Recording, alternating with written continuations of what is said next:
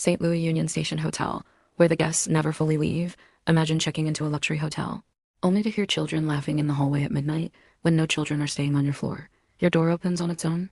The elevator stops where no one pressed a button, and someone is standing there, watching. This is the St. Louis Union Station Hotel, one of the most visited landmarks in the city, and one of its most haunted.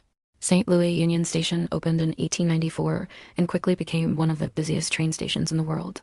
At its peak, more than 100,000 passengers passed through every single day.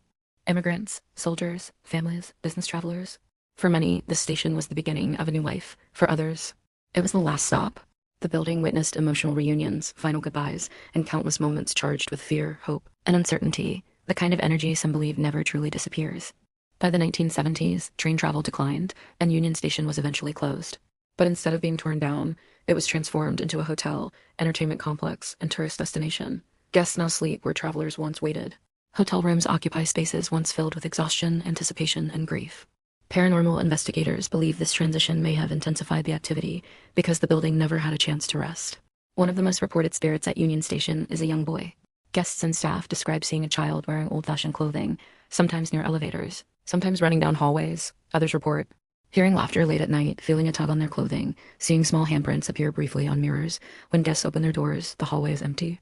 Some believe the child may be connected to the station's early years, possibly separated from family during a time of chaos or illness. The elevators at Union Station are infamous. Guests report elevators stopping on random floors, doors opening when no one is there, buttons lighting up on their own. Staff members say this happens most often late at night when foot traffic is minimal. Several guests claim they felt a sudden chill or pressure when stepping inside, as if someone else entered with them. Certain rooms at Union Station are requested often, others are avoided entirely. Guests staying in these rooms report knocking sounds with no one outside, objects being moved overnight, that's feeling as though someone sat down beside them. Some say they woke up feeling watched, not threatened, just observed. One guest claimed they heard quiet breathing near their bed, only for the sound to stop the moment they turned on the light. Hotel staff are often the most convincing witnesses because they experience things repeatedly. Housekeeping staff report rooms left messy after being fully cleaned, TVs turning on by themselves, doors that refuse to stay closed. Security guards working overnight describe seeing figures reflected in glass, only for them to vanish when approached. What's unsettling is how consistent the stories are, even from people who've never spoken to each other. During its busiest years, Union Station was a place of emotional extremes. Soldiers leaving for war, families saying goodbye, not knowing if they'd reunite, travelers falling ill far from home. Some historians believe several individuals were unalived due to illness or exhaustion while passing through the station, especially during outbreaks in the early 1900s. Many believe those intense moments left an imprint on the building itself. Unlike other haunted locations, Union Station isn't known for aggression. Most encounters are described as curious, childlike, quietly emotional. Paranormal experts believe this may be a case of residual haunting, moments replaying rather than spirits actively interacting. It's as if the building is remembering. Many visitors check in with no idea about the hotel's reputation. They come for the aquarium, the Ferris wheel, the history, the luxury, and then they leave with stories they can't explain.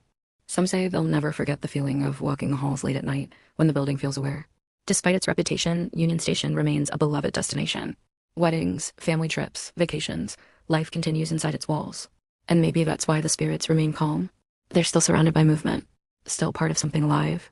St. Louis Union Station isn't a place of fear. It's a place of memory, a building that has seen millions arrive, and countless others leave something behind. So if you ever stay the night and you hear footsteps in the hallway, or laughter where no one should be, just remember, some guests never checked out.